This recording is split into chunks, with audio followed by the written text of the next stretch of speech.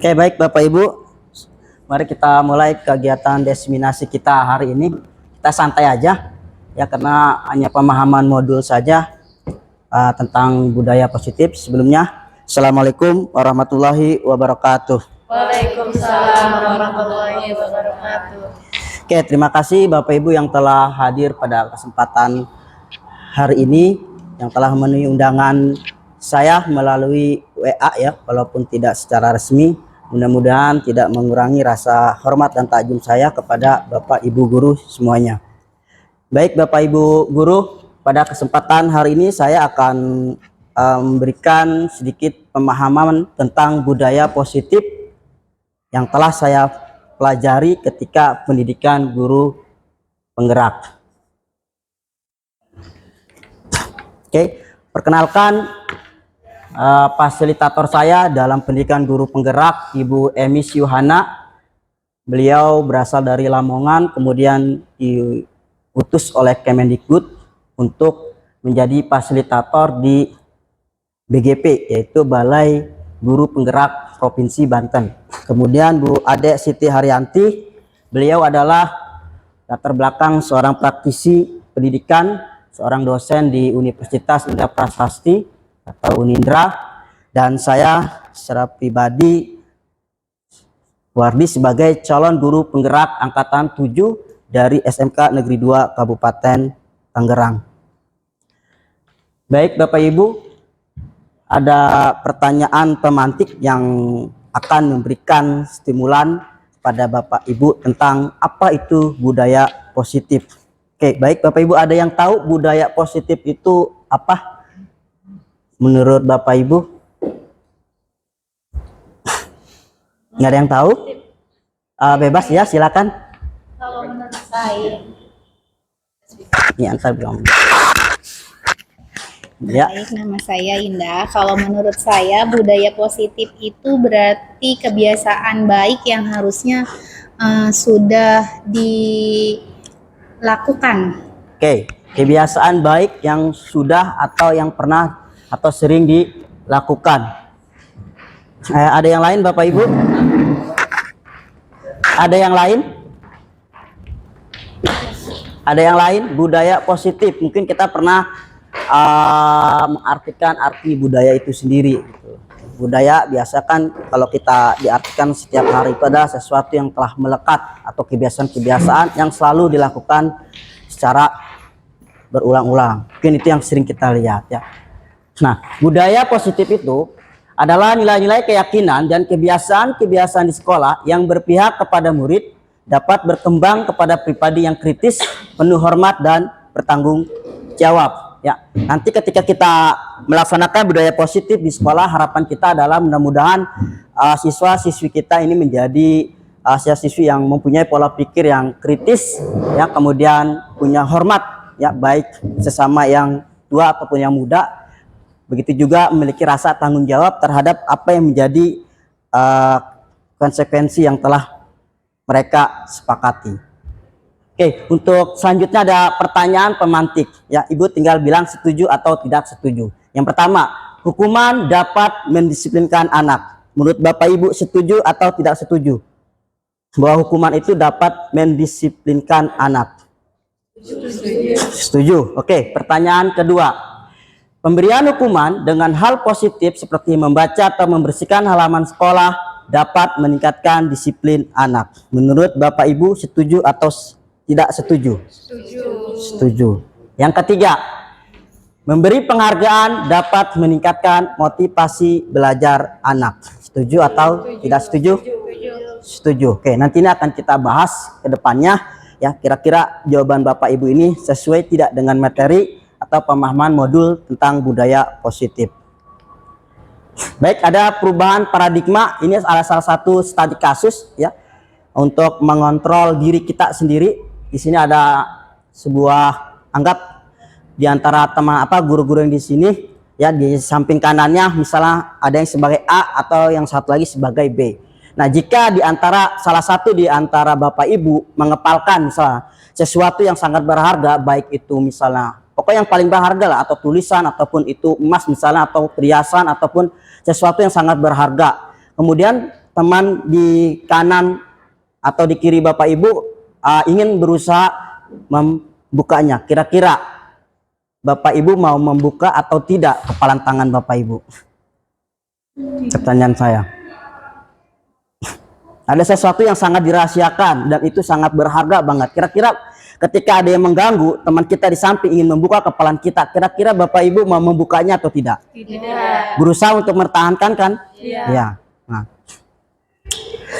Oke, selanjutnya ada ilustrasi guru mengontrol murid. Artinya gini, ketika ada seorang murid, ya karena kita pada dasarnya murid itu atau sejak lahir itu dia mempunyai kodrat, ya artinya bahwa setiap anak itu ibarat sebuah kertas putih, atau kertas putih yang tidak ada sama sekali coretan-coretan, ya. Nah si anak ini tinggal inginnya mau apa ini si kertas putih, mau digambar atau mau ditulis yang apa, dan tulis-tulisan yang menurut dia yang dia senangi. Nah tugas kita itu nggak memaksakan, kamu harus gambar ini, kamu harus menulis ini. Tidak, tugas kita adalah menuntunnya atau disebut mengarahkannya. Nah ini sebagai ilustrasi atau ilusi bahwa guru harus dapat mengontrol murid, artinya bahwa kita harus bisa mengarahkan agar si murid itu menulis ya sesuai dengan atau menggambar sesuai dengan bakat dan potensi yang ia miliki. Kemudian ada ilusi bahwa kritik yang membuat orang merasa bersalah itu dapat menguatkan karakter. Ya, rata-rata ada yang seperti itu, bahwa kritik yang sifatnya membangun itu bisa memperkuat karakter kita. Selanjutnya ada ilusi bahwa semua penguatan positif efektif ya dan bermanfaat. Selanjutnya ada ilusi bahwa orang dewasa memiliki hak untuk memaksa. Pada dasarnya ya bahwa orang dewasa itu memiliki hak untuk memaksa. Nah, tapi jangan sampai nanti sesuatu yang dipaksakan itu berdampak negatif kepada perkembangan potensi peserta didik. Oke, selanjutnya di sini ada stimulus respon dan teori kontrol. Maka tadi kenapa ketika kita kepalkan tangan kemudian ada mengganggu yang berusaha untuk membuka kepalan tangan kita. Nah, disinilah bahwa kontrol yang ada pada diri kita ya itu harus kita benar-benar kita pegang teguh, jangan sampai terpengaruh oleh orang lain. Intinya dari perubahan paradigma itu seperti itu. Oke, selanjutnya disiplin positif. Nah, ini ada beberapa disiplin positif yang akan memberikan pengaruh besar ya berkembangnya budaya positif di sekolah. Nanti akan kita bahas, ada yang berkaitan dengan apa itu teori motivasi, kemudian berkaitan dengan apa itu 5 posisi kontrol, 5 kebutuhan dasar manusia, kemudian apa itu segitiga restitusi dan nilai-nilai kebajikan serta keyakinan kelas. Oke, nilai-nilai kebajikan universal. Mungkin kita sering atau pernah mendengar ada istilah yang namanya profil pelajar Pancasila. Ya, profil pelajar Pancasila pada dasarnya adalah nilai-nilai yang sudah terkandung di dalam sebuah undang-undang ya, pembukaan Undang Dasar 1945 yang kemudian menghasilkan sebuah yang dikatakan ini profil pelajar Pancasila. Yang pertama ada yang dikatakan sebagai beriman bertakwa kepada Tuhan Yang Maha Esa. Mungkin kita pernah lihat Pancasila 1 ya, yang ke-1. Kemudian berkebinekaan global, kemudian bergotong royong, kreatif, bernilai kritis dan mandiri. Ini harapan kenapa di sekolah kita harus dapat melaksanakan nilai-nilai kebajikan universal. Oke, teori motivasi perilaku manusia. Nah, yang tadi saya katakan tadi kenapa setiap penghargaan itu bisa memberikan motivasi. Nah, di sini akan kita bahas. Nah, ternyata motivasi itu ada 3. Yang pertama ada motivasi eksternal, motivasi motivasi eksternal juga, satu lagi motivasi internal ya. Yang internal ini maksudnya nanti kita kaitkan dengan apa itu yang berhubungan dengan ketidaknyamanan atau hukuman. Nanti kita kaitkan, nanti ada GIM ya pakai Kahoot, apakah ini termasuk hukuman, apa ini termasuk konsekuensi. Kemudian ini berkaitan dengan imbalan. Ternyata imbalan itu atau penghargaan yang kita berikan kepada siswa, misalnya yang berprestasi atau siswa yang memiliki nilai tinggi atau siswa yang aktif di kelas, kita berikan penghargaan, itu pada dasarnya ya benar memberikan motivasi, tapi yang timbul pada diri anak tersebut adalah motivasi eksternal. Artinya apa? Anak tersebut akan giat belajar, anak tersebut akan bersemangat belajar ketika hanya diberikan penghargaan. Artinya sifatnya hanya sementara gitu motivasinya. Nah, bagaimana cara kita sebagai guru harus dapat memberikan motivasi internal ya, motivasi internal agar mereka mempunyai nilai-nilai kebajikan di dalam sebuah pembelajaran ya di kelas. Nah, arti merdeka. Mungkin sudah tahu ya siapa ini? Ki Hajar Dewantara. Ki Hajar Dewantara atau KHD ini memberikan arti sebuah kemerdekaan itu sangat sederhana. Beliau mengatakan bahwa merdeka itu artinya tidak hanya terlepas dari perintah, akan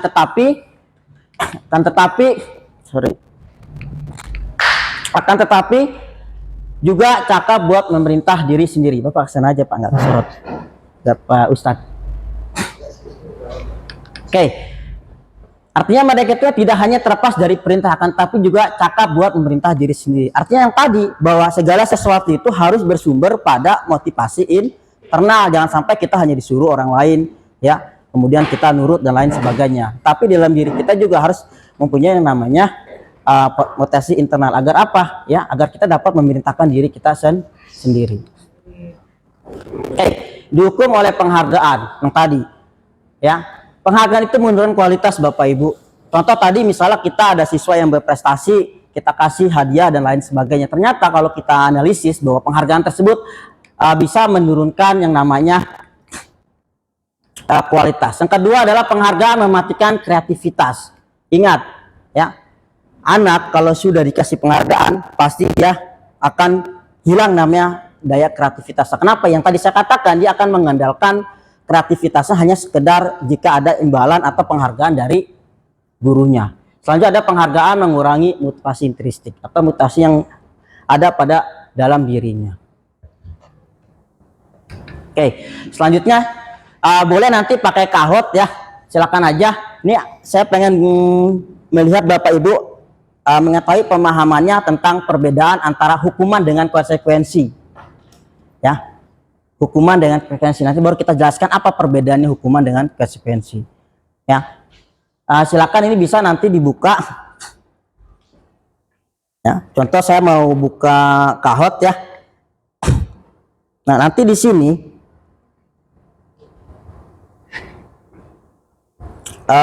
Bapak Ibu bisa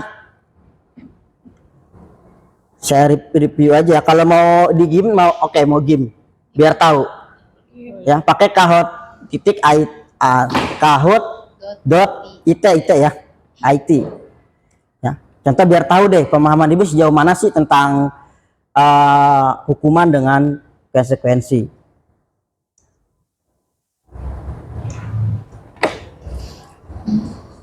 Sebentar ya, yang mau ikut boleh, yang enggak juga nggak masalah ya. Saya pengen tahu, silakan di Google dicari aja kaho.it ya, di sana ini kaho. Sebentar ya, ini laptop saya kok nggak ini. Kenapa ceng ini?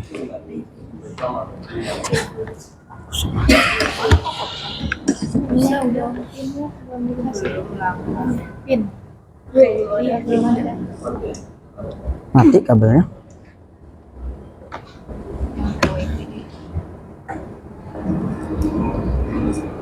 Di restart.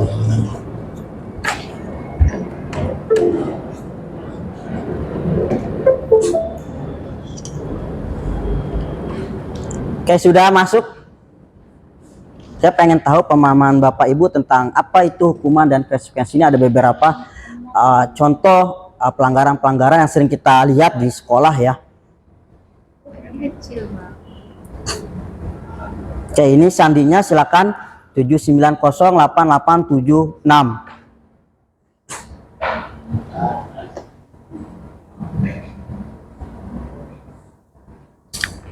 Ya, ini ada 7908876. Silakan menggunakan kaho.it ya. Nah, Bu Sani sudah masuk, Bu Leheti sudah masuk. Ya. Bu Yuli, nah Pak Bagus sudah masuk. Nah, kemudian Bu Siti Liana sudah masuk. Sudah. Nah, Bu Maha sudah masuk. Dinamik Combat saya nggak tahu siapa nih. Ya. 790 Pak Ustadz 8876. Indah nih, kok namanya dinamik sih? Di Google aja bisa, Google nggak usah pakai aplikasi. Google aja di Chrome. kahut.it. Oke, kalau sudah nanti bisa nyusul Bu Indah ya. Bisa, yang penting nanti masih ada kok kodenya 7908887. Kita start aja, kita mulai. Oke. Ya, hukuman atau konsekuensi. Oke, dalam hitungan 3. Nah, ada 14 pertanyaan. Mencatat 100 kali di dalam buku kalimat. Saya tidak akan terlambat lagi karena terlambat ke sekolah. Kira-kira menurut Ibu itu hukuman atau sanksi atau konsekuensi? Mencatat. Menurut Bapak Ibu, termasuk hukuman atau sanksi? Silakan ditekan aja warnanya, di sini tidak ada muncul. Warna merah itu hukuman, warna biru adalah sanksi. Ya, untuk yang belum login ini pinnya ada di bawah. Yang baru login. Oke, jawabannya adalah sanksi. Oke. Ya, siapa yang benar kita lihat nanti. Aku salah. Oke, Dynamic Wombat saya nggak tahu siapa nih. Diriku. Oke, kita next. Pertanyaan selanjutnya, siap? Yang kedua. Lari mengelilingi lapangan basket 2 kali karena terlambat hadir di sekolah. Menurut Bapak Ibu ini termasuk hukuman atau sanksi atau konsekuensi? Oke, 7 orang sudah menjawab. Waktunya 15 detik lagi. Oke, jawabannya adalah hukuman. Ya, siapa yang? Oke, Dynamic. Oke, pertanyaan yang ketiga. Membersihkan coretan yang dibuatnya di meja tulis. Ya, anak nih nyoret di meja tulis kemudian membersihkannya. Menurut Bapak Ibu, hukuman atau sanksi? Atau konsekuensi? Hukuman. Ya, silakan. Ada waktu 14 detik, 8 orang sudah menjawab, 9 orang telah menjawab. Jawabannya adalah sanksi atau konsekuensi. Ya. Satu yang boleh hati yang jawab. Oke, selanjutnya pertanyaan yang Jangan itu dong, jangan dilihat. keempat. Murid diminta untuk push up. Biasa kita ngasih hukuman push up nih 15 kali karena tidak menggunakan misalnya masker kayak sekolah. Menurut Bapak Ibu hukuman atau sanksi?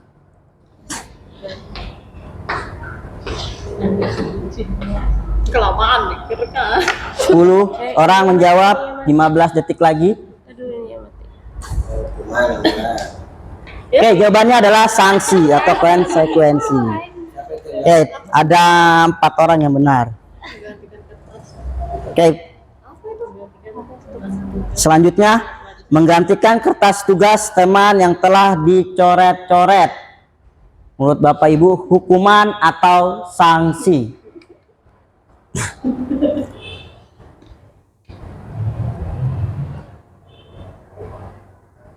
Oke, jawabannya adalah sanksi. Ada 8 orang yang jawab benar. Ini ada 11 orang nih. Oke, lanjut. SL masih, oh sekarang Pak Bagus yang mendominan. Wih, mantap Pak Bagus. Oke, pertanyaan selanjutnya, pertanyaan ke-6. Berjemur di lapangan basket pukul jam 12 ya, pukul 12 siang. Menurut Bapak Ibu, karena dia mengobrol dengan temannya di kelas. Menurut Bapak itu hukuman atau sanksi? Ya, jawabannya hukuman. Siapa itu yang jawab sanksi? Aku. Oke, yang jawab benar 9 orang, yang salah 1 orang. Oke, sekarang Bu Yuli mau menyusul Pak Bagus nih. Oke, lanjut. Pertanyaan yang ke-7. Murid diminta bertelanjang kaki sepanjang hari karena tidak menggunakan sepatu warna hitam sesuai peraturan sekolah. Menurut Bapak Ibu, hukuman atau sanksi?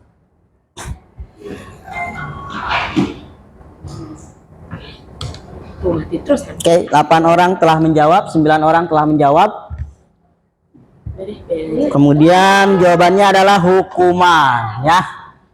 Oke, ada 5 yang benar menjawab.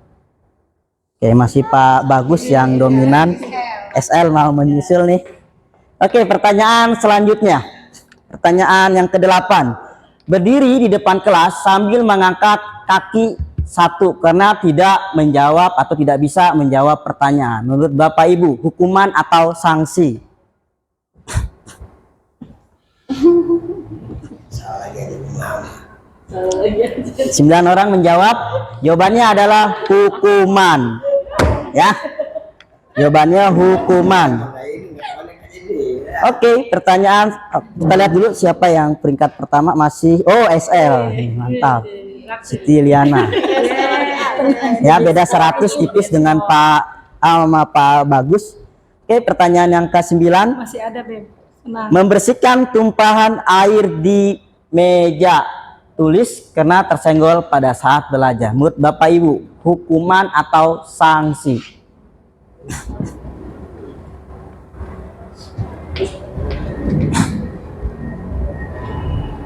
Hukuman atau sanksi? Jawabannya adalah sanksi. Oke, ada 9 jawaban benar, 1 yang salah. Ya, ini udah paham nih arti sanksi sama hukuman. Kalau sudah 90% yang bisa jawab ya. Oke, selamat Pak Bagus masih mendominasi. Pertanyaan selanjutnya. Kehilangan 10 menit jam istirahat untuk mengerjakan tugas karena terlambat datang dan tertinggal pelajaran selama 10 menit. Oke, menurut Bapak Ibu ini hukuman atau sanksi? Paham pertanyaan ya? Murid ini dihukum selama 10 menit di jam istirahatnya, kemudian ya suruh mengerjakan tugas di jam istirahatnya 10 menit. Ya gara-gara dia telat pelajaran selama 10 menit. Jawabannya adalah sanksi. Ya. Kok sanksi kok? Ada 8 yang benar. Kan ada hukum. Kok sanksi? Ini ya karena nanti kita jelasan ya. Kemudian yang dominasi masih Pak Bagus.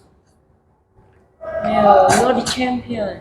Duduk di bangku di pinggir lapangan pada jam istirahat tidak diizinkan bermain karena mencerdai teman saat bermain. Menurut Bapak Ibu hukuman atau sanksi?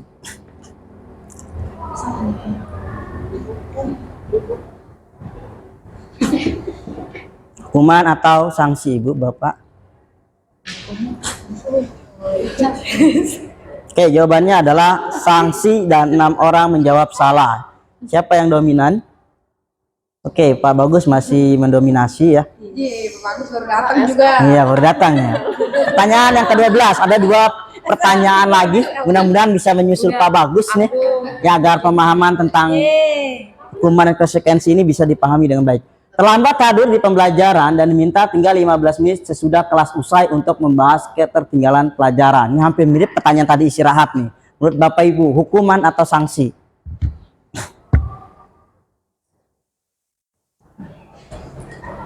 Oke, sanksi. Sangat hampir mirip sama yang tadi. Oke, pertanyaan terakhir.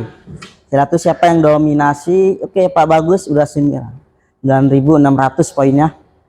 Oke, selanjutnya ada 2 pertanyaan lagi. Maaf, 13 sama 14 nanti. Lari mengi lapangan basket 2 kali karena terlambat 10 menit.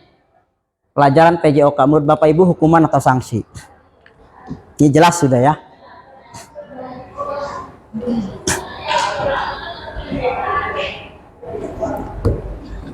Oke, jawabannya adalah hukuman ya.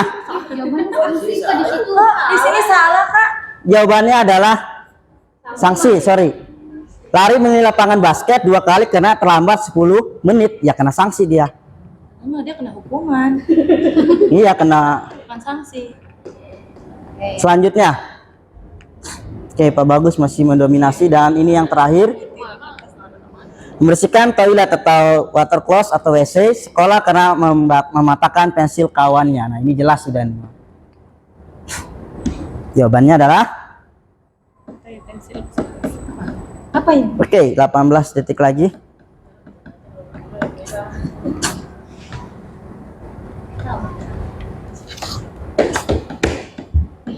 Oke, jawabannya hukuman. Oke. Siapa yang peringkat pertama nih?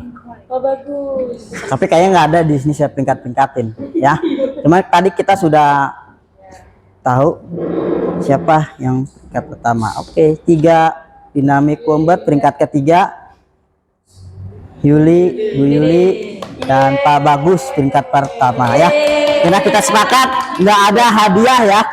nggak ada hadiah atau penghargaan. Artinya yang tadi saya bilang supaya Bapak Ibu nanti di dalam proses pembelajaran bisa menggali potensi intrinsik yang ada pada murid. Oke, kita lanjutkan ke materi selanjutnya.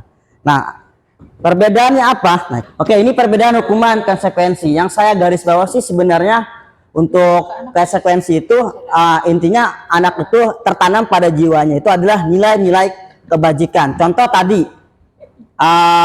dia menumpahkan air di meja kemudian dia membersihkan kembali.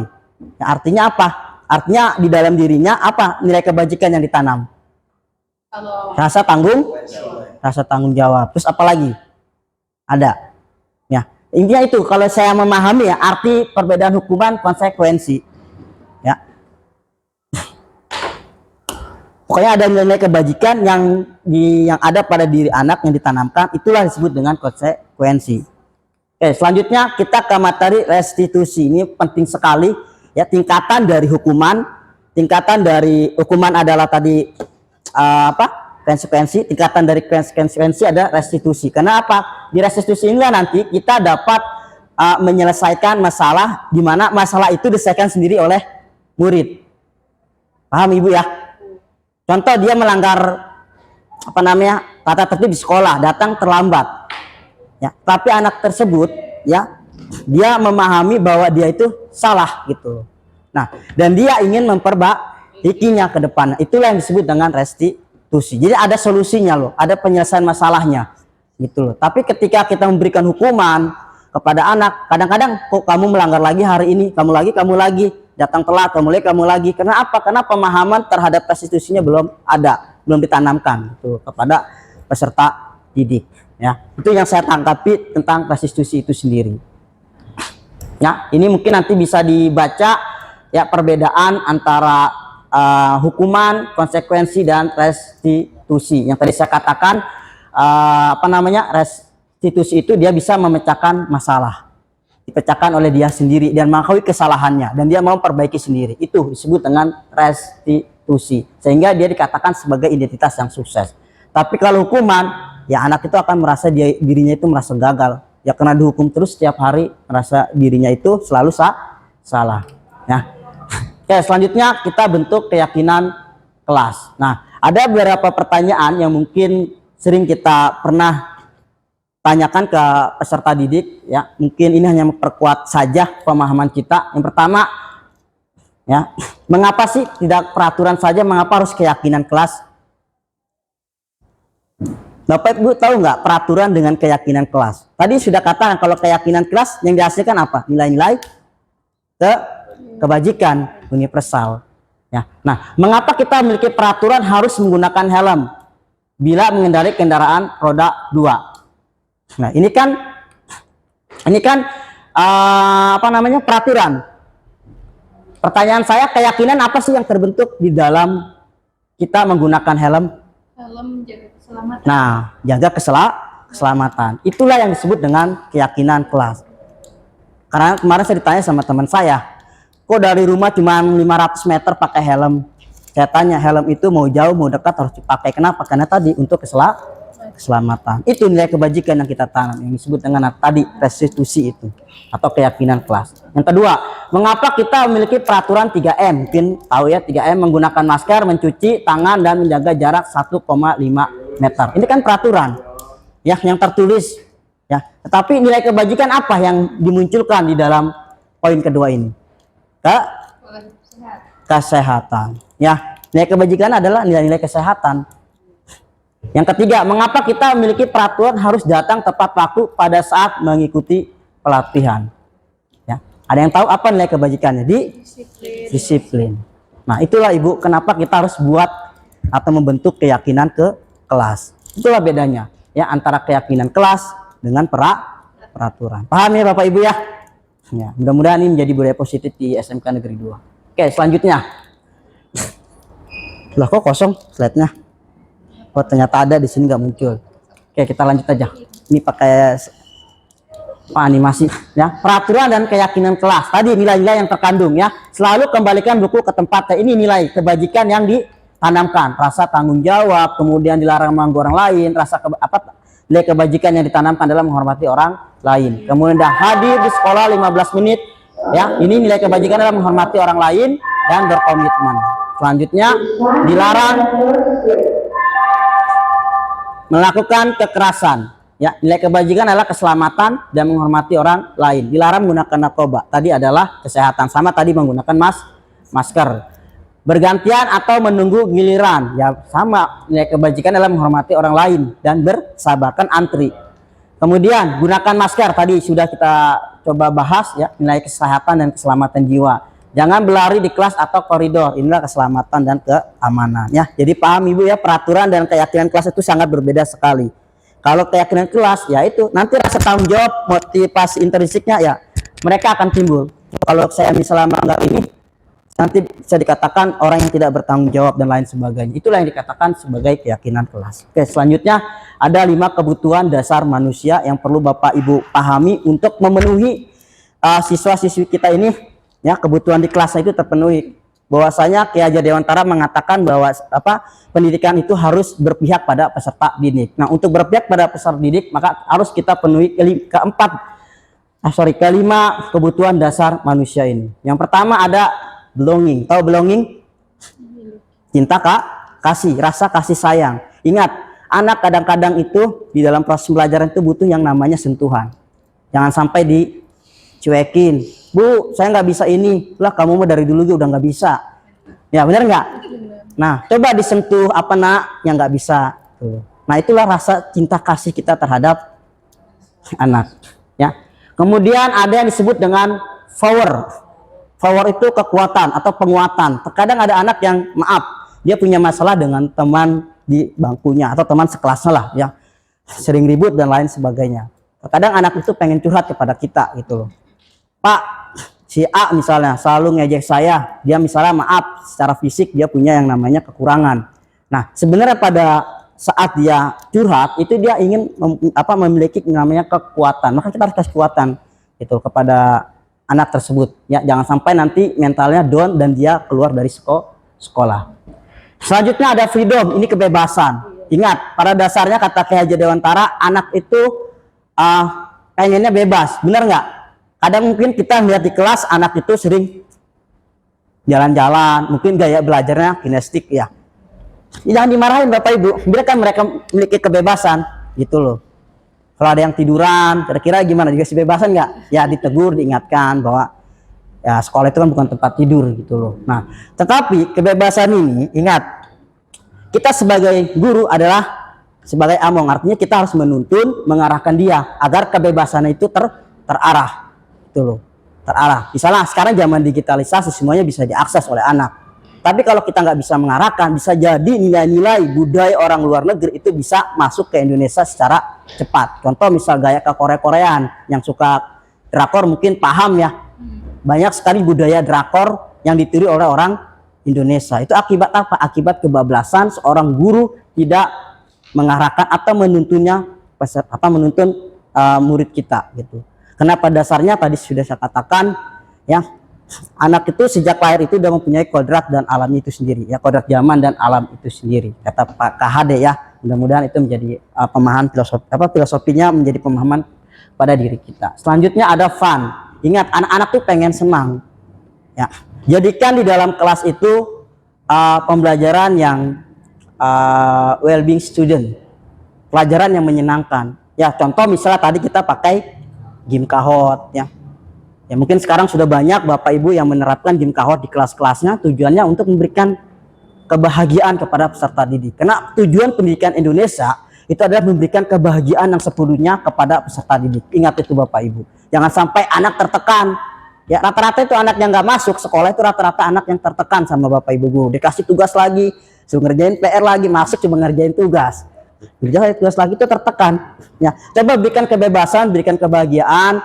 Ya, bahwa berdasarnya misalnya anak sebut sukanya menggambar, ya silahkan menggambar aja walaupun pelajaran kita bahasa Indonesia. Tinggal Bapak Ibu mengarahkan, kaitkan aja dengan materi yang disampaikan. Anak sebut misalnya sukanya seni, misalnya gitar, main gitar gitu atau nyanyi, ya silakan aja berikan kebebasan. Tinggal kita mengarahkan, ya disesuaikan dengan materi yang akan kita sampaikan. Artinya berikan kebebasan sepenuhnya kepada peserta didik agar tercipta yang namanya well-being student. ya, siswa yang menyenangkan dalam proses pembelajaran, sehingga dia merasa bahwa sekolahnya ini adalah rumah keduanya loh. Dia rindu ketika aku harus berangkat pagi-pagi nih jam 7 lah, kan siang terlambat, saya nggak mau terlambat. Dia pengen berangkatnya karena sangat rindunya dengan sekolah. Dia berangkat 5:30, habis sholat subuh langsung berangkat. Itulah ya budaya positif yang insya Allah akan kita terapkan nanti ke depannya di sekolah kita. Silakan Ibu. Ya, ini kebutuhan dasar. Yang selanjutnya ada survival, bertahan hidup.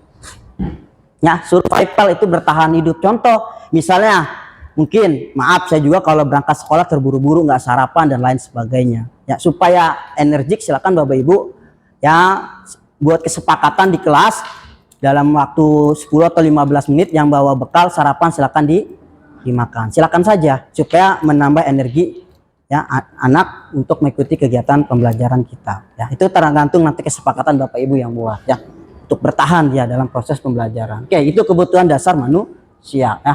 Ini ada 5 posisi kontrol yang nanti akan ada studi kasus, ada 4 studi kasus. Silakan nanti kita diskusikan saja ya. Ada pelanggaran-pelanggaran anak yang akan memberikan posisi kita sebagai guru ini apa? Apakah kita sebagai penghukum? Contoh misalnya, kamu ya setiap hari telat terus, tuh loh, push up. Maka posisinya guru itu sebagai penghukum. Jangan sampai seperti itu Bapak Ibu. Itu nggak udah tidak lagi zaman sekarang ini seperti itu. Kedua ada membuat orang merasa bersalah. Contoh misalnya, nak, kamu kalau misalnya datangnya telat nanti saya takut ditegur sama kepala sekolah. Ya, itu membuat si anaknya bersalah kan? Itu juga kurang bagus. Ya. Kurang bagus. Tadi yang saya katakan motivasi intrinsiknya akan terbentuk. Yang ketiga adalah sebagai teman, ya. Ada terkadang murid sama gurunya manggilnya udah nggak bapak sama anak, ya, gua halu. Ya itu jangan sampai, ya. Ya, walaupun kita di dalam proses posisi kontrol ini, tapi kita harus mencoba untuk membatasi itu. Selanjutnya ada pemantau. Kalau pemantau itu ya orang yang selalu memantau. Misalnya ditanya, kamu tahu nggak kalau kamu telat datang ke sekolah itu, kamu akan mendapat konsekuensinya. Tuh. Dia menanyakan peraturan atau keyakinan kelas yang telah disepakati sebelumnya. Itu disebut dengan pemantau.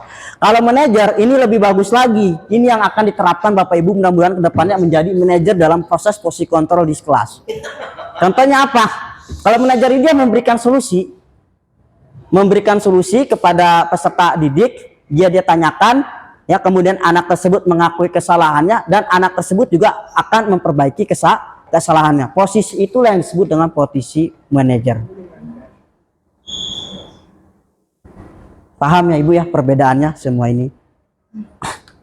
Nah, sebenarnya ada nih di padlet.com ya, Wardi Mecin Diseminasi Budaya Positif. Silakan aja nih dicatat aja di Google, nanti akan muncul di situ sebuah studi kasus yang itu ya sering kita sering kita hadapi ya, mungkin setiap hari ya, mungkin 1 minggu sekali atau 1 bulan sekali. Kasus-kasus ini yang sering kita hadapi. Silakan dibuka aja. Nah, pertanyaan saya nanti ada di bawahnya sebenarnya, kira-kira menurut Bapak Ibu posisi kontrol yang tepat itu seperti apa terhadap kasus 1, 2, 3 dan 4 ya. Ada berapa posisi kontrol tadi? Ada 5. Apa saja yang pertama? Ya, penghukum. Yang kedua? Membuat orang lain bersalah, merasa bersalah. Yang ketiga? Teman. Ya. Yang keempat? Memantau. Dan yang terakhir adalah manajer. Nah, dari keempat kasus ini itu nanti Bapak Ibu ditanya kira-kira posisi Bapak Ibu ini sebagai apa gitu loh. Ya, sebenarnya ada, silakan dibuka aja ya. Oke. Silakan dibuka sambil kita melihat video tentang 5 posisi kontrol. Mudah-mudahan bisa kebuka videonya.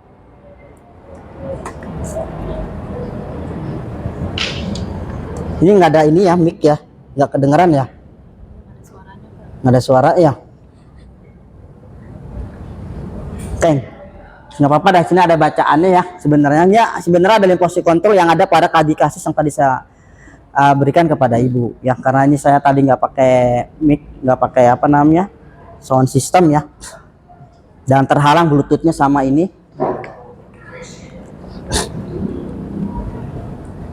Oke, Bapak Ibu nanti untuk videonya silakan dilihat saja karena durasinya cukup lama dan kita juga sangat terbatas pertemuan kita hari ini Ya, nanti boleh nanti saya share slide-nya karena kita kendala teknis di suara. Kita lanjut saja ke materi segitiga restitusi. Ini yang sangat penting. Tadi kan saya katakan ada tingkatan-tingkatan ya. Ada hukuman, ada konsekuensi, dan yang tertinggi adalah restitusi. Nah, dalam restitusi ini ya, tadi dikatakan bahwa anak ini ya merasa dirinya itu akan merasa tanggung jawab terhadap apa yang dia pernah lakukan atau kesalahan yang pernah dia lakukan, kemudian memperbaikinya. Dalam menggunakan segitiga restitusi ini kita harus paham ketiga ini. Yang pertama, kita harus bisa menstabilkan identitas. Ada beberapa hal yang perlu kalian pahami, pertanyaan-pertanyaan yang masuk ke dalam menstabilkan identitas. Yang pertama, ada yang disebut dengan setiap orang pasti pernah melakukan kesalahannya. Ingat, ketika kita tanya anak tersebut misalnya datang terlambat, anak tersebut datang terlambat, kemudian jangan kita marahin, kita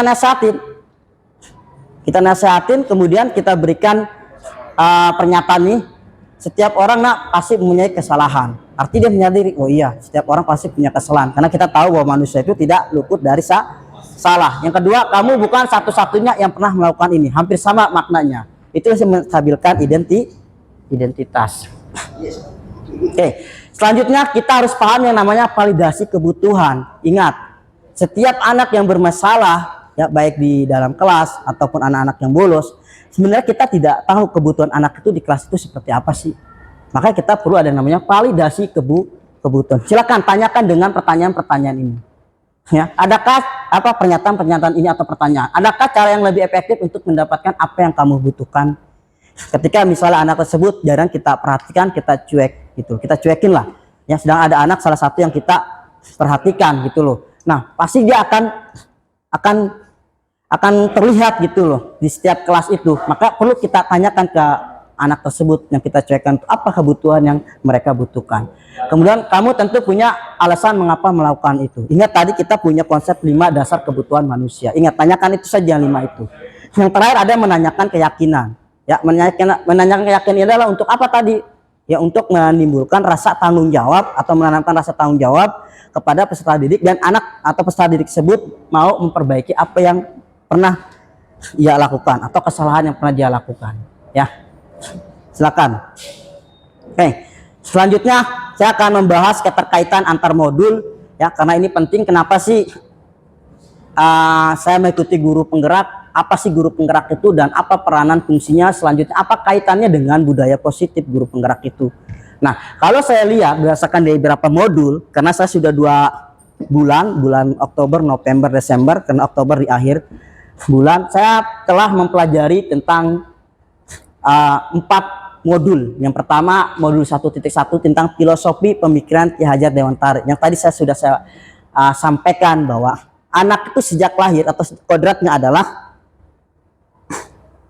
alam dan zaman. Artinya gini, anak itu akan berkembang, ya akan tumbuh sesuai dengan kodrat dia. Contoh misalnya kita mau nanam padi, tapi udah gede pengen berbuah jagung, kira-kira bisa nggak? Ya nggak bisa. Sesuaikan dengan kodratnya. Itu filosofi dari Ki Hajar Dewantara. Terus tugas kita sebagai guru apa? Ya menuntunnya, mengarahkannya, bagaimana caranya dia bisa berkembang dengan baik. Yang misalnya memupuk, menyiram, dan lain sebagainya. Sama tugas kita juga di sekolah seperti itu. Itulah filosofi Ki Hajar Dewantara yang diterapkan di sekolah.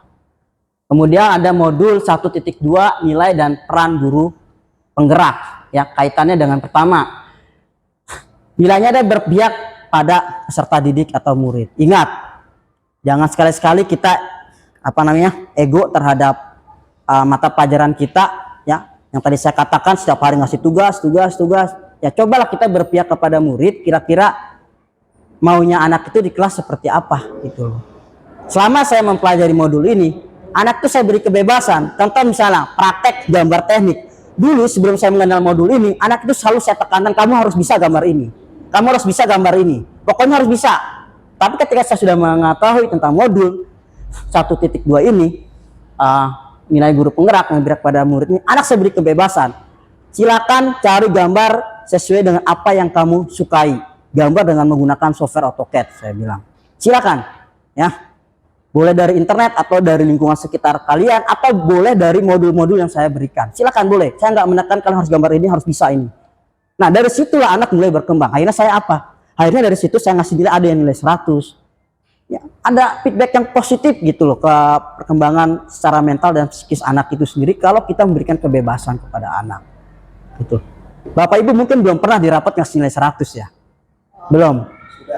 Ya bagus kalau sudah. Mungkin belum ya?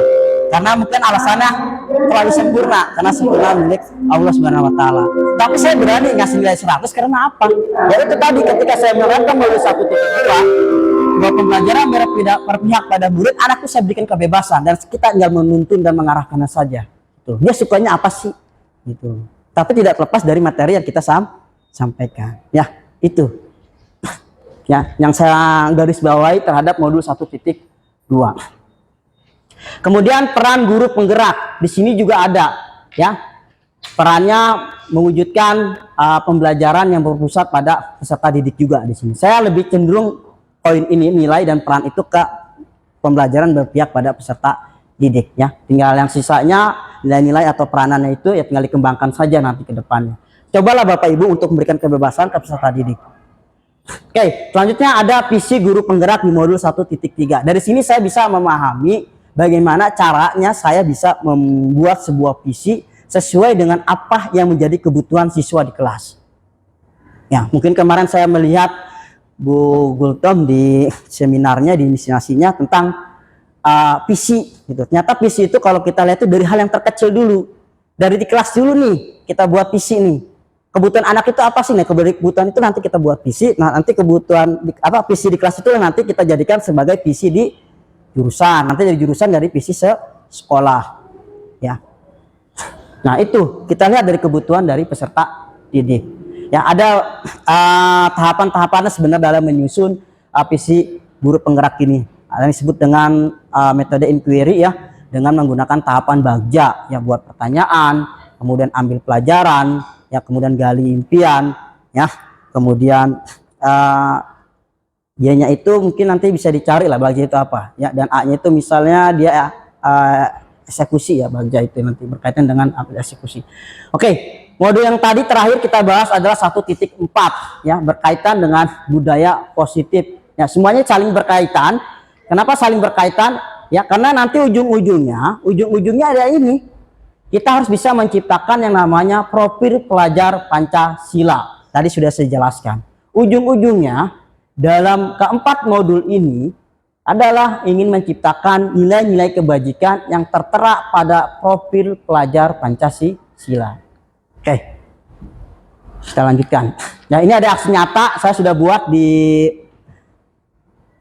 apa sebutnya ya, website, ya. Websitenya saya menggunakan Google Site. Nanti silakan dibuka saja Google Site saya. Di situ ada video-video saya selama mengikuti kegiatan PGP selama 2 bulan kemarin, ya.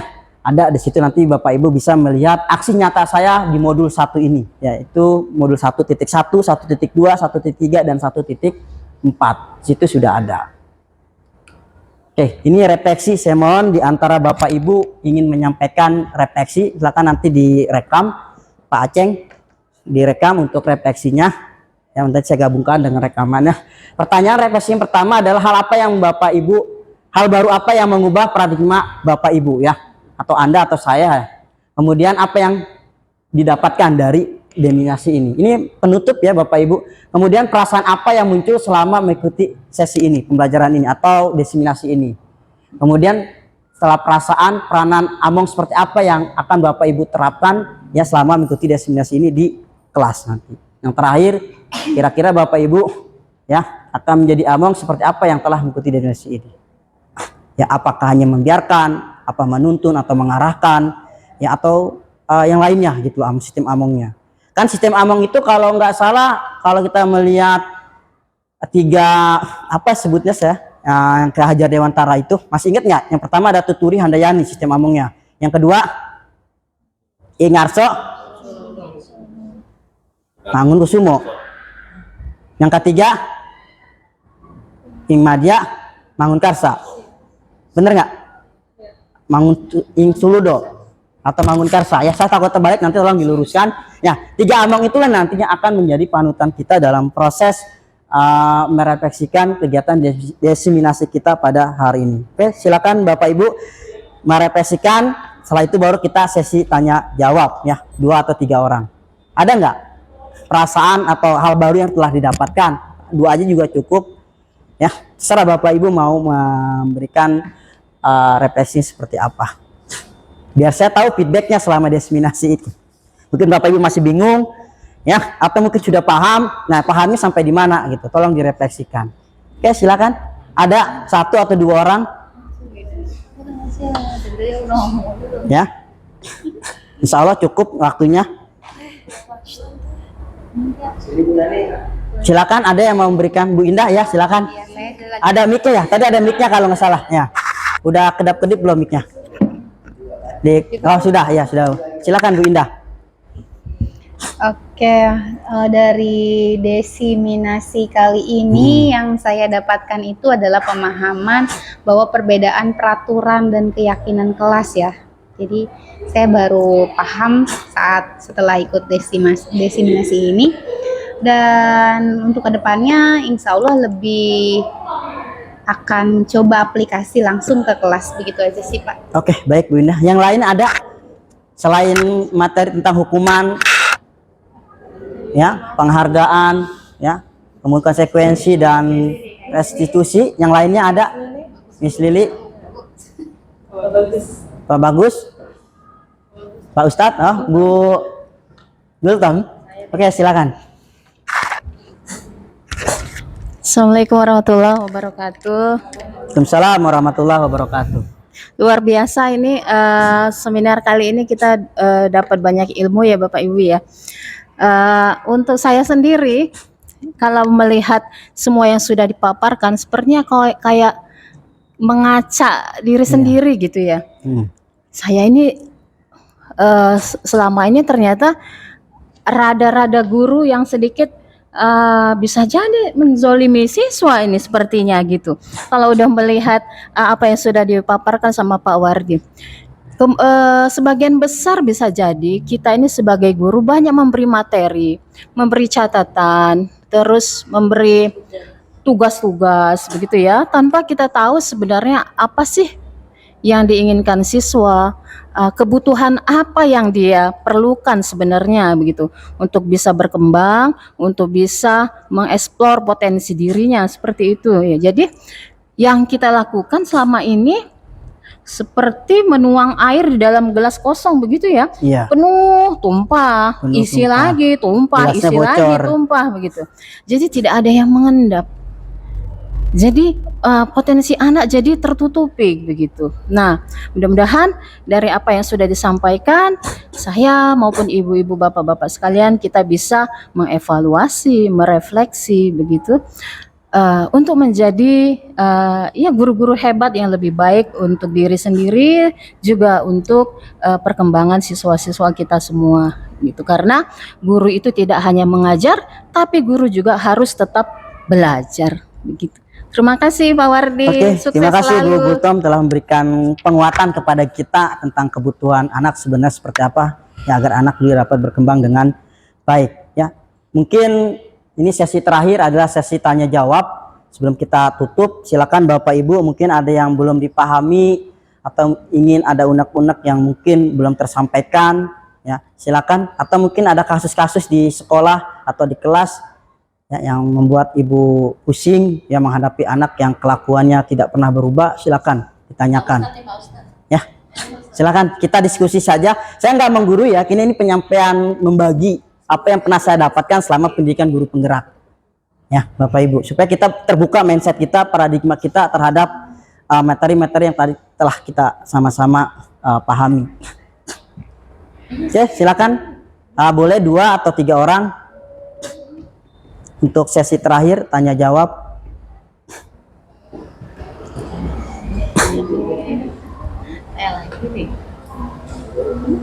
Ayo. Nggak ada. Bu Mutia pernah ada kendala mengajar, ada anak yang bermasalah atau mungkin kesulitan dalam metode pembelajaran di kelasnya, silakan ditanyakan aja ya. Mungkin dari situ kita melihat nanti ya cara ngajar kita salah gitu ya. Silakan Bu Lucy. Ceng. Assalamualaikum warahmatullahi wabarakatuh. Waalaikumsalam warahmatullahi wabarakatuh. Terima kasih kesempatannya Pak Wardi, luar biasa ya seminarnya, banyak memberikan pengetahuan baru untuk kita. Ternyata jadi guru itu tidak mudah ya. Ya, betul, tidak mudah. Memang harus ada 4 kompetensi yang harus kita kuasai. Selain kita menguasai materi, kita juga harus memahami karakter siswa tersebut ya. Untuk mengenai permasalahan yang pernah saya temukan di kelas itu, saya pernah menemukan siswa entah kenapa di setiap pembelajaran saya, dia tuh seperti tidak semangat. Awalnya sih saya tanya, oh kenapa kamu sakit? Enggak gitu. Terus besoknya lagi pusing, tapi setiap saya instruksikan untuk ke UKS, nggak mau gitu. Nah terus ketemulah, itu kan di semester ganjil ya kejadiannya, pas di semester genap hal yang sama terjadi lagi, bahkan tidur gitu. Dan pas saya tegur tidak ada kata maaf, seperti tidak bersalah gitu pas saya tegur. Nah jadi dari kejadian itu, apakah di sini ada yang salah dari saya, dari cara pengajaran saya, terus bagaimana saya bisa mengetahui karakter si anak yang sebenarnya, bagaimana cara pendekatan yang tepat antara saya sebagai guru dan siswa tersebut gitu Pak. Jujur aja sih kadang hampir kepancing emosi juga gitu. Ya mungkin itu aja, mohon solusinya ya. Terima kasih Pak Wardi. Assalamualaikum warahmatullahi wabarakatuh. Waalaikumsalam warahmatullahi wabarakatuh. Pertanyaan sangat menarik yang perlu kita diskusikan juga. Mungkin nanti dari rekan-rekan guru hebat di sini bisa memberikan tambahan ya atau masukan terhadap apa yang akan saya jawab dari pertanyaannya. Ya, Bu Lucy sudah menerapkan 3 restitusi ya. Segitiga restitusi. Cuman ada yang belum benar-benar dipahami. Apa itu? Kalau kita lihat berdasarkan materi yang tadi, 3 restitusi, yang belum dipahami adalah ini. Sorry, mana slide-nya? Menanyakan keyakinannya. Mungkin kita sebagai guru belum pernah menanyakan keyakinannya. Nanti berkaitan dengan nilai-nilai kebajikannya. Apakah pernah di kelasnya Bu Lucy memberikan kesepakatan kelas? Belum. Nah itu ya. Kalau kita sudah memberikan kesepakatan kelas, ingat beda loh peraturan dan kesepakatannya. Kalau sepakatan itu nanti anak merasa tanggung jawab terhadap apa yang dia sepakati. Dan apabila merasa bersalah, dia mau perbaikinya. Nah, jadi kunci jawabannya ini. Bu Lucy belum menanyakan keyakinannya. Tolong nanti dibuat kesepakatan kelas di dalam kelas, kemudian ditulis ya di papan tulis, atau perlu dicatat ya, diketik, kemudian di print di depan kelasnya. Coba tanyakan keyakinan kelasnya, kesepakatan kelasnya. Jika anak sudah membuat kesepakatan kelas dalam kelasnya, pasti anak itu akan merasa dirinya bersalah. Ya, kalau kita belum bikin ini, pasti anak juga akan merasa bodoh. Walaupun kita sudah menstabilkan identitasnya, menanyakan, kemudian memprediksi kebutuhan dia di kelas itu apa, tetap kalau keyakinan kelas ini yang terpenting sebenarnya. Tingkatan yang terpenting adalah menanyakan keyakinan terhadap peserta didik kita. Kira-kira kesepakatan kelas kita sudah dibentuk atau belum? Ya. Mungkin itu jawaban saya, atau mungkin bisa ditambahkan dengan Pak Agung atau Pak Suryani Gultom. Boleh? Cukup ya, jelas ya Bu Lucy ya. Dicoba lah untuk membuat kesepakatan kelas, insya Allah nanti akan berubah. Walaupun anaknya seperti itu juga nggak berubah, ya dia nilai kebajikannya belum ada, motivasi intrinsik di sekolah di sini belum ada, atau karena dia sekolah tekanan dari orang tua, udah kamu masuk ke Pacul aja gitu, SMK 2. Banyak loh kalau kita tanya motivasi kamu ke SMK 2 itu apa? Rata-rata kemauan dari orang tua. Itu yang salah. Itu disebut dengan motivasi ekstrinsik yang harus kita hindari. Coba kita gali keyakinan kelas kepada peserta didik kita. Kita buat kesepakatan di dalam ruangan kelas. Ya, jika ada pelanggaran terhadap kesepakatan kita buat, pasti dia akan melakukan konsekuensi yang dia pernah buat secara bersama. Itu pernah saya lakukan di kelas. Contoh kemarin di kelas praktek, saya telat dan anak-anak udah semua kumpul di lab. Bapak telat, kita udah buat kesepakatan kelas gitu. Apa hukumannya? Ada hukuman, saya nggak cerita dan sebagainya. Anak-anak tuh bener-bener semangat banget ketika kita sudah membuat yang namanya kesepakatan kelas atau keyakinan kelas. Karena dia merasa dirinya, rasa tanggung jawabnya itu timbul, motivasi ekstrinsiknya udah muncul, ya rasa tanggung jawab dan resiko-resiko atau konsekuensinya dia siap untuk menanggungnya terhadap kesalahan dia lakukan. Tapi kalau hukuman kita yang buat sendiri, kira-kira dia mau nggak? Karena hukuman sifatnya menghardik, cuman capek saja push up dan lain sebagainya, dan nilai kebajikannya tidak akan timbul pada diri siswa. Ya, tolong Bu Lucy, masalah itu insya Allah akan terselesaikan kalau kita membuat nilai keyakinan kelas atau kesepakatan kelas. Oke, silakan yang lain ada yang ingin ditanyakan? Sudah cukup ya. Saya ucapkan terima kasih Bapak Ibu yang telah hadir pada kesempatan kali ini ya, memenuhi undangan saya. Mudah-mudahan materi-materi atau pemahaman saya ketika pelaksanaan pendidikan guru penggerak bisa memberikan pengimbasan atau disebut dengan aksi nyata ya kepada peserta, kepada Bapak Ibu, dan kemudian nanti diimbaskan lagi ke peserta didik di kelas. Tolong ya, saya ingin nanti ada progres dari Bapak Ibu dari pertemuan kita hari ini. Bukan ada pendampingan individu, saya secara pribadi cuman satu tugasnya, tolong Bapak Ibu setelah mengikuti kegiatan diseminasi ini buat kesepakatan kelas di kelasnya. Itu tugasnya ya. Sederhana kan? Sederhana. Insya Allah ya, kalau kita sudah, ini kita sering kita lakukan nih, menstabilkan identitas, validasi kebutuhan, ini sering kita lakukan, tapi kita tidak menyadarinya. Cuma ada yang terlewat, itu keyakinan kelas atau kesepakatan kelas yang tidak sama sekali kita buat. Oke, mungkin itu sistem penutup dari saya. Terima kasih. Assalamualaikum warahmatullahi wabarakatuh.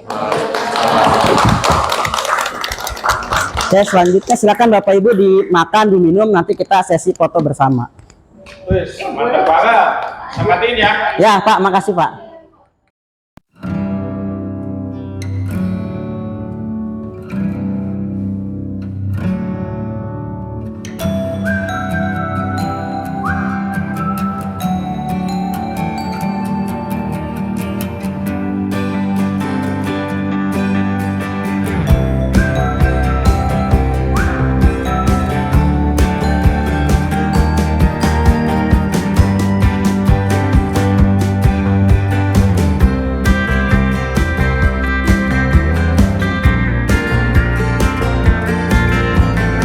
Assalamualaikum warahmatullahi wabarakatuh. Waalaikumsalam warahmatullahi wabarakatuh.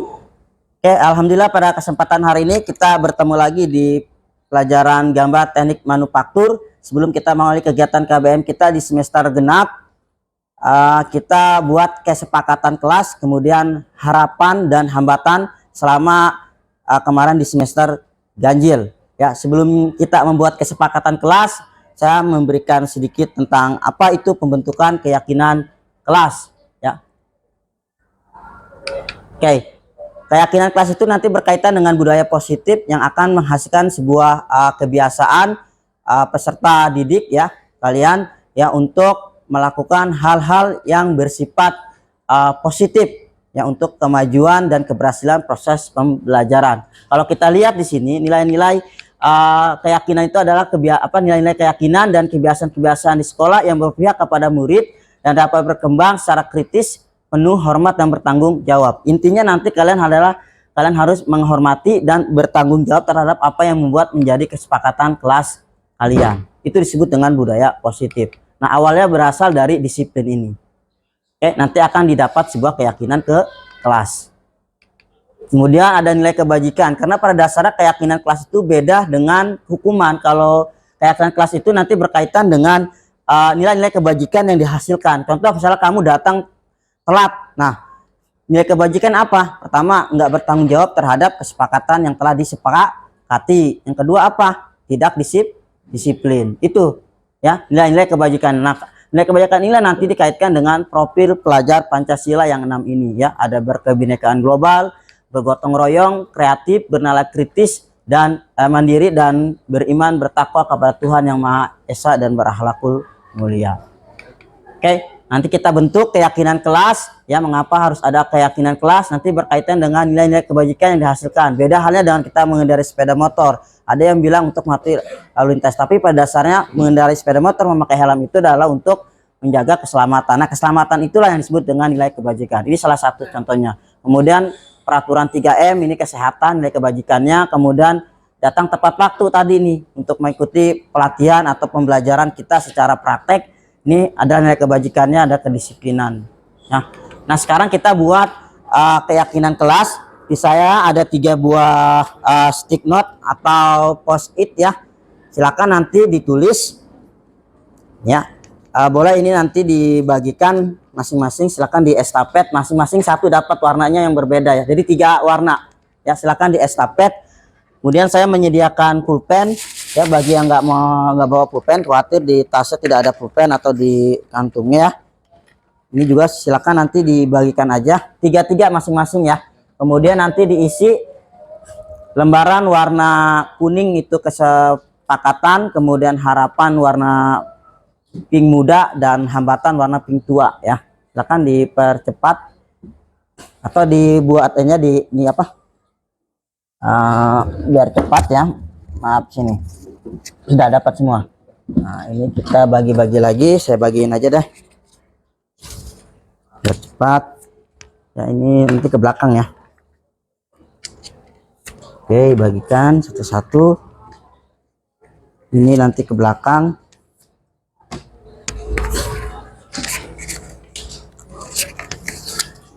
Bagikan. Oke, ini warna pinknya belum ada. Nah, ini silakan ke belakang. Udah nggak ada ya? Ini aja dari 3 bagi. Diambil satu udah. Yang belum warna apa? Pulpennya tolong di estafet yang tadi saya pinjamkan. Oke, silakan. Sudah dapat semua? Pulpennya sudah di estafet. Ini pulpennya di estafet semuanya. Satu. Oke, silakan. Warna kuning itu adalah kesepakatan, warna pink muda ini adalah harapan, dan pink tua adalah hambatan ya. Saya kasih waktu ya 10 menit lah ya untuk menulis. Nanti tolong ditempelkan ya. Oke, ini saya siapkan.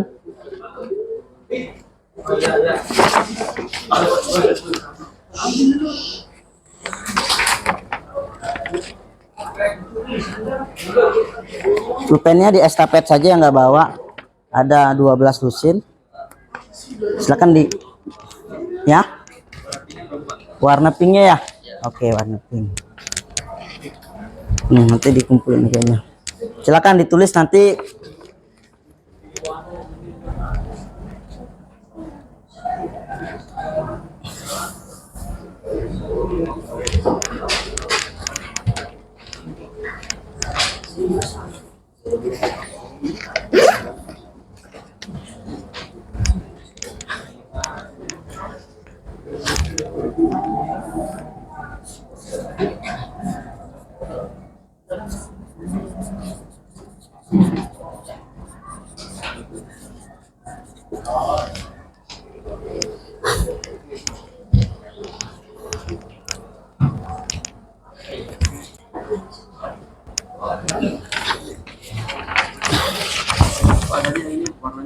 Ya, warna kuning itu harapan, pink muda, sorry ya, ini itu kesepakatan.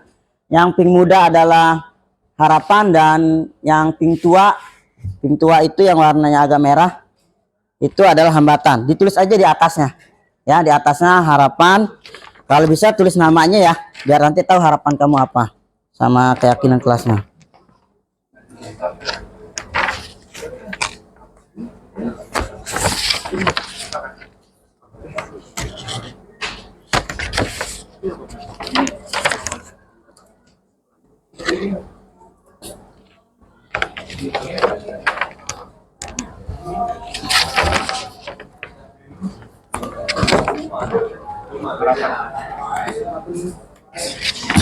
Kesepakatan, harapan sama hambatan ya.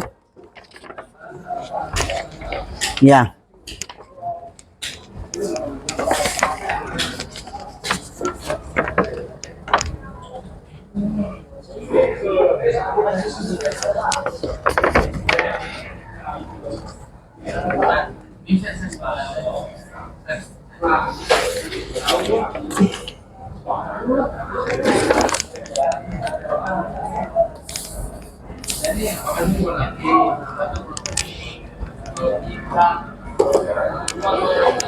Ya, kesepakatan atau keyakinan kelas sama ya.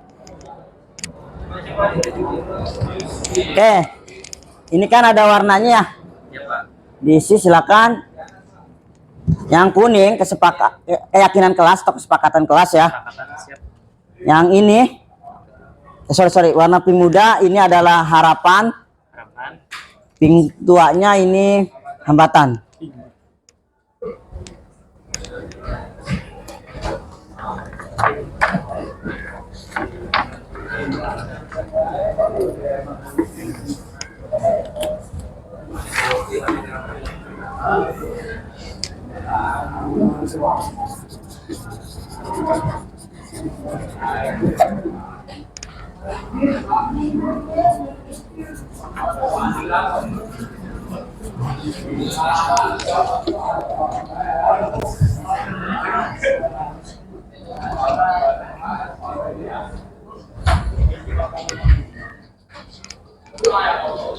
Yang sudah boleh silakan ditempelkan sesuai dengan warna notis post 8-nya ya. Ini keyakinan kelas atau kesepakatan kelas, harapan dan hambatan. Ya, silakan. Ya. Iya, kita selamat pembelajaran. Ya. Kan kita sudah tuh di semester ganjil kemarin ya. Nah, kamu harapan di semester genap itu apa?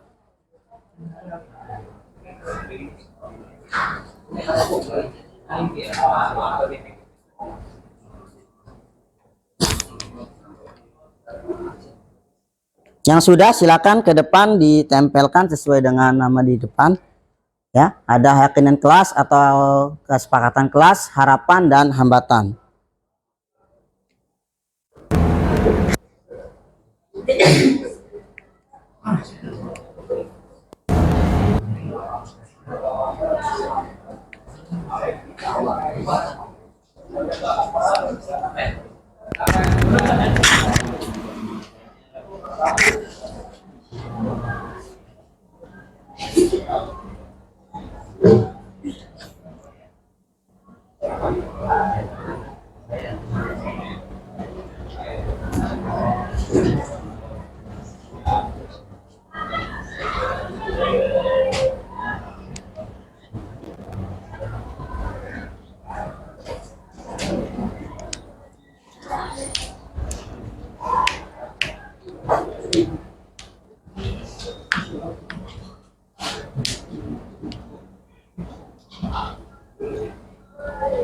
Ya, cukup satu aja per itemnya atau boleh 2 atau 3 nggak masalah ya.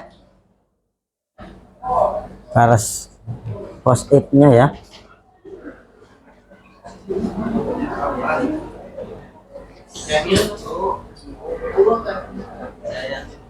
Keyakinan kelas atau kesepakatan kelas itu sama.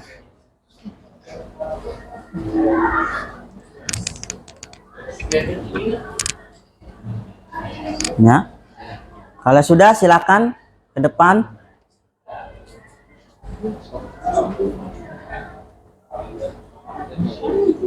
Kesepakatan contoh harus pakai werpak kan kemarin sudah ya. Kita lakukan waktu pertemuan yang sebelumnya.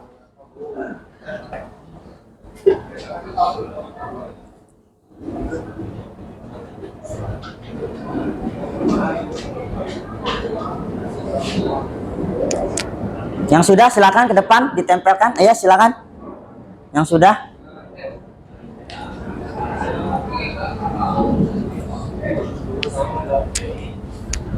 Sudah? Oh ya. Pulpennya tadi sudah di ini. Sederhana aja buatnya ya, jangan terlalu ribet kata-katanya biar kalian ingat ya. Yang udah silakan. Ya, silakan yang sudah. Ya, ayo. Ya, silakan yang sudah. Ya. Ditempel aja sesuai dengan nama-nama di kertas karton ya. Keyakinan kelasnya seperti apa, harapan dan hambatannya. Silakan. Ayo, silakan.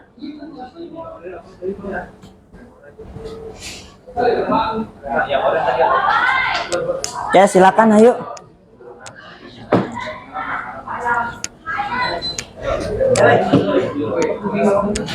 Ya, silakan ayo. Ya, ditempel. Di ini nih ya, disejajarin ya biar rapi ya.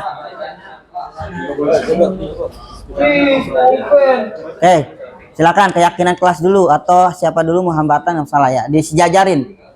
Nah, nanti di bawahnya ada lagi, terus ke satu sap aja dulu sejajarin. Nah, oke.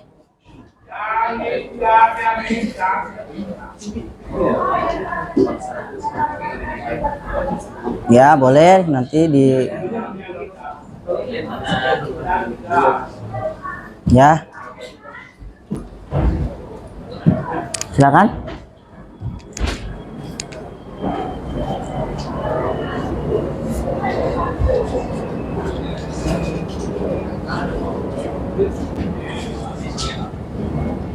Oke. 5 orang sudah. Oke, dirapikan, disejajarin. Oke.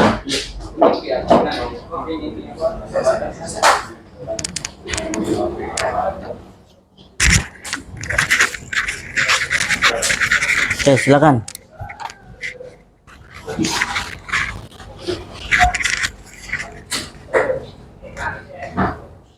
Oke, kalau nggak muat nanti di bawahnya disejajarinnya.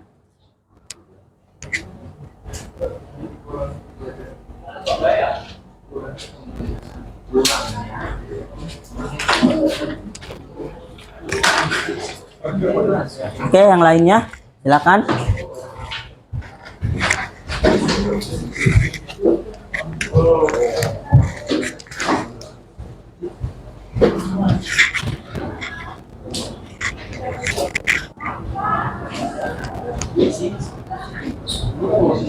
Oke, yang lainnya dipercepat.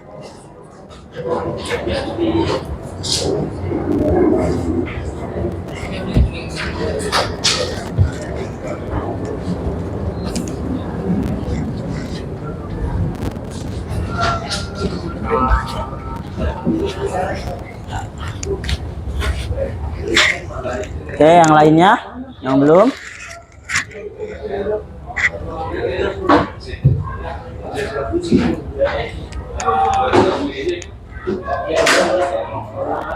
Oke.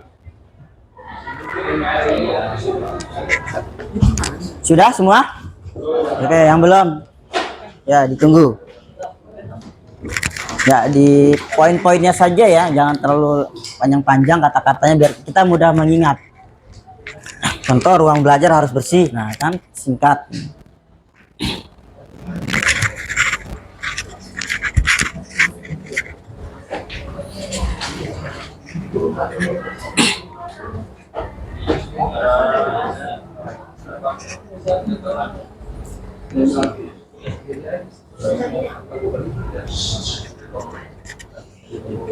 Oke, yang belum sudah semua?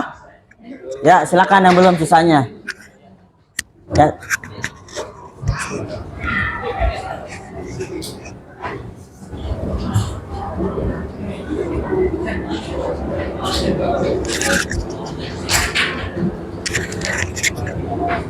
Oke, benda.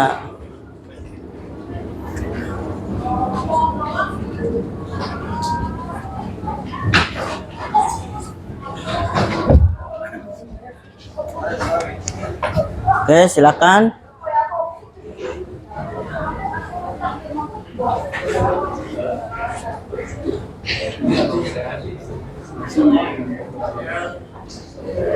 Oke, sudah ya semua ya. Kalau sudah saya minta satu orang saja dah. Ya, nggak usah. Yang penting kalian bisa tahu dari teman yang lainnya ya, dengan cara membaca tentang keyakinan kelas atau kesepakatan kelas, harapan dan hambatannya. Oke, silakan satu orang ya, dibaca aja. Bawa mic-nya. Ya, silakan. Dibaca aja semuanya dari ujung ke ujung. Pertama keyakinan kelas dulu boleh. Keyakinan kelas dari pertama nih. Ngadepnya ke sini. Nah, mari baca, kamu di pinggir sana. Ya, silakan begitu. Nah, dia kena kameranya. Dari lab ini langsung pinter. Ya, terus. Yang kedua, tiada Tuhan selain Allah. Nggak apa-apa, ntar saya pilih di situ. Yang ketiga, apa ini tulisannya? Oke, lewat aja kalau yang nggak jelas ya. Lulus. Ya. Yang keempat, saya yakin bisa menjadi lulusan terbaik di sekolah SMPN Negeri Maspatan. Yang kelima, saat jam praktek wajib datang tepat waktu Ya, dan memakai terus? wear pack. Nah, Yang keenam, selanjutnya. ke lab harus pakai wear pack. Ya. Ke lab harus push up dan baca surat Al-Mulk. Ya, terus. Yang ketujuh, memakai wear pack wajib saat praktek. Jika tiga kali tidak praktek, membaca surah Al-Kahfi. Ya, terus. Yang keberapa ini? Semoga bisa memakai wear pack. Nah, lanjut. Wajib memiliki wear pack saat praktek datang dan tepat waktu. Oke. Memakai wear pack wajib saat praktek GTM. Terus. Jika 3 kali nggak praktek, membaca surah Al-Kahfi. Al-Kahfi, ya, terus. Saya yakin setelah lulus nanti kami siswi SMKN Negeri 2 menjadi lulusan yang berprestasi. Oke, lanjut. Harus tepat waktu. Ya. Oke. Sekarang harapannya apa saja? Harapannya? Boleh di garis besarkan saja, maksudnya nggak semua dibacakan, nanti kita simpulkan. Semoga Boleh semuanya dibaca, nggak masalah. Semoga kedepannya di lab ini murid bisa megang satu visi satu orang. Oke, lanjut. Saya ingin menjadi lebih baik dan bisa membanggakan SMK Negeri 2. Oke, Lanjut, Pak. lanjut. Harapannya. Semoga di komputer di lab pakai ROG semua. Ya, oke. Terus lanjut, hambatannya apa? Hambatannya kurang komputer, Ya. mengajar terlalu cepat. Ya, terus apa lagi? Saat menjelaskan materi kurang begitu jelas. Ya, terus. Kurangnya pembelajaran. Kurangnya komputer, Pak. Kurangnya komputer. Oke, terima kasih. Siapa namanya? Stefano, Pak. Namanya Stefano. Ya, Iya, oke, Pak. baik. Terima kasih Stefano yang telah membacakan keyakinan kelas, harapan dan hambatan yang ditulis oleh rekan-rekannya. Oke, saya simpulkan. Pertama, keyakinan kelas. Ya, rata-rata keyakinan kelas pertama kalian harus menggunakan wear pack. Itu wajib ya. Nanti bagi yang belum, tadi ada yang pakai baju putih hitam, tolong nanti pakai wear pack. Selanjutnya datang tepat waktu. Ya, tolong nanti ketika sudah bel usahakan sudah ada di ruangan praktek kita ini ya. Kemudian yang ketiga ya, yang ketiga kesepakatan atau keyakinan kelas yang kita sepakati adalah nanti tadi saya simpulkan dari Stefano ya, yang ketiga itu mana ya? Sebentar. Di wear pack sudah memakai.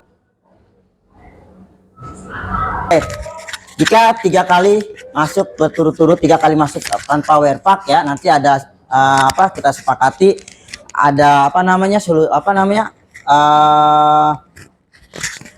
keringanan ya bagi yang misalnya lupa, namanya lupa kan kita nggak tahu ya, silakan nanti boleh masuk ya, saya kasih toleransi ya untuk mengikuti. Cuma kalau 3 kali tidak mengikuti, nanti kita udah sesuai dengan sepakatan harus dikasih konsekuensi ya, berupa membaca surat di Al-Quran ya, baik surat Al-Mulk maupun nanti surat Al-Kahfi tadi kita sepakati. Kemudian harapannya tadi rata-rata 1 orang harus menggunakan komputer, 1 orang 1 PC ya. Ternyata kita belum sampai ke situ ya, kita sudah proses ya, lagi proses. Kemudian nanti harapannya yaitu kalian menggunakan spek komputer yang tinggi tadi ya, seperti bisa ROG dan lain sebagainya. Selanjutnya ada hambatan. Tadi hambatannya dalam proses pembelajaran, penyampaian materi yang terlalu cepat ya, kemudian tadi keterbatasan PC ya mungkin ya, itu menjadi hambatannya.